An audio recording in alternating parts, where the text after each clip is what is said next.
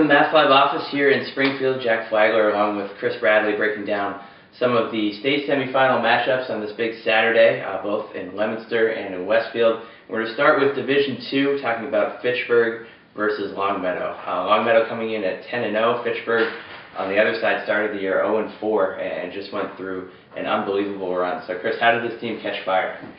I think a lot of it had to do with the defense. Their run defense has been exceptional the past few weeks, and talking to Coach Dan Walker after they beat Leominster in the Central title game, that was kind of it seemed like that's kind of been the key for them. In the Central final, they held Eddie Rivera, Leominster's running back, to 45 yards rushing, and I think a lot of their speed on the defensive side of the ball is probably what you can explain for the run. Yeah, so holding Eddie Rivera was huge for them. Alex Marrero, big reason for their success on offense. You look over at Longmeadow, and really their key last week was holding Mike Magipinto to just to under 80 yards, holding him out of the end zone. He ran hard, he ran well, but he did not have a lot of space to run. So stopping the run will be huge for both these teams. Longmeadow, a lot of depth, a lot of seniors, and a lot of size. So they're a tough matchup for anyone, but Marrero, let's key in on him. What's made him a big reason for their offensive success this year? He's big for a sophomore, and he's tough to bring down.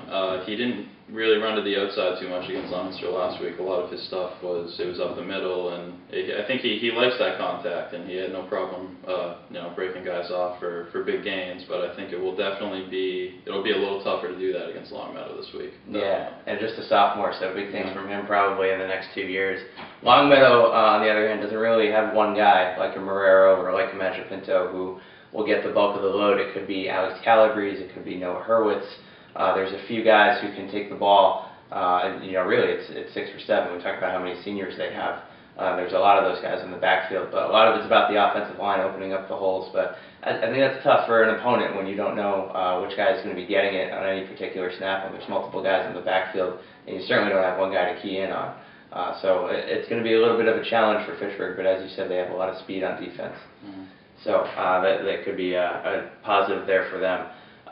The last aspect of this is a little bit interesting, is that both these teams play on Thanksgiving against the team they defeated in their respective regional championship games. So Longmeadow on Thanksgiving against East Longmeadow. Fitchburg will take on Leominster. Huge rivalries mean a lot to them, but we'll see how that goes, as one of them will obviously be playing at Gillette. Kind of an interesting dynamic, Chris.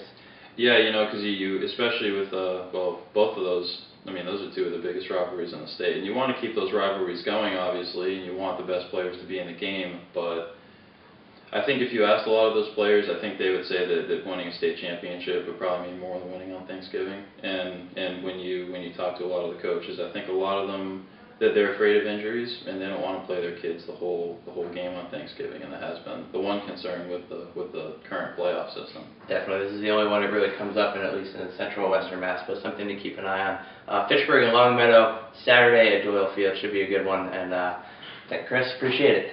Thank you.